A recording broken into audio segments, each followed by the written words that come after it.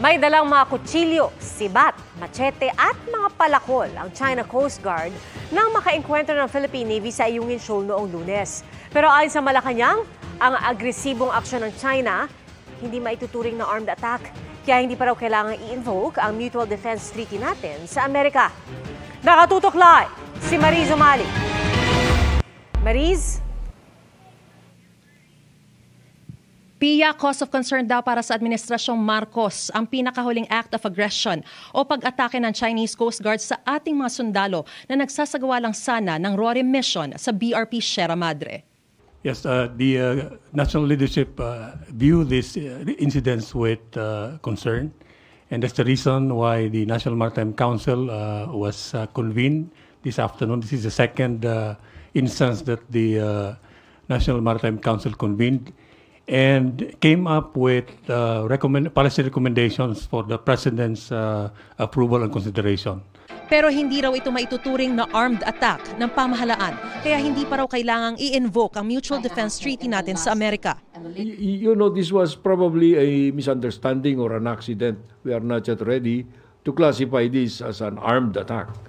I don't know kung yung mga nakita namin is mga bolo, axe, nothing beyond that. Your question about the invocation of the Mutual Defense Treaty, it has not been considered in our discussions. Inalam na raw mismo ni AFP Chief of Staff Romeo Browner Jr. ang moral ng mga tropa sa BRP Sierra Madre at sa mga nagsagawa ng RORE mission at nananatili naman daw mataas ang moral ng mga ito.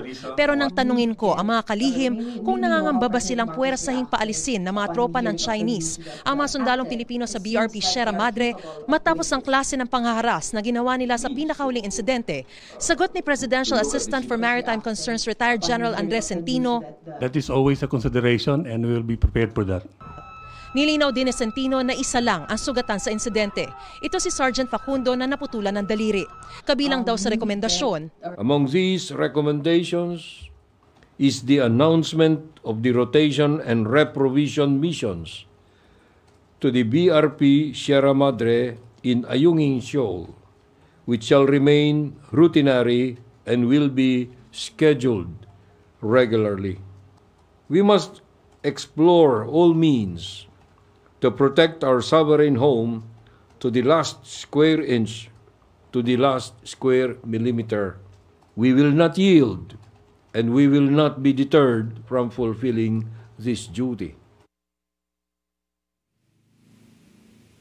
Pia, nang tanungin ko naman kung bakit kailangan pang isa publiko yung schedule ng RORE mission, ayon kay Retired General Centino, and I quote, "We assert our sovereignty and our sovereign rights in the area." Hindi naman daw isinasaalang-alang ng pamahalaan na i-elevate pa sa higher body yun nangyaring pinakahuling insidente dahil naniniwala ang pamahalaan na kaya naman daw itong madaan sa maayos na usapan at lagi naman daw isinasaalang-alang ng ating pamahalaan ang mapayapang pakikipag-usap sa China. Ngayong hapon, isinumite ang policy recommendation kay Pangulong Bongbong Marcos at hinihintay pa ang kanyang approval dito. At yun ang pinakasariwang balita mula rito sa Malacanang. Balik sa iyo, Pia.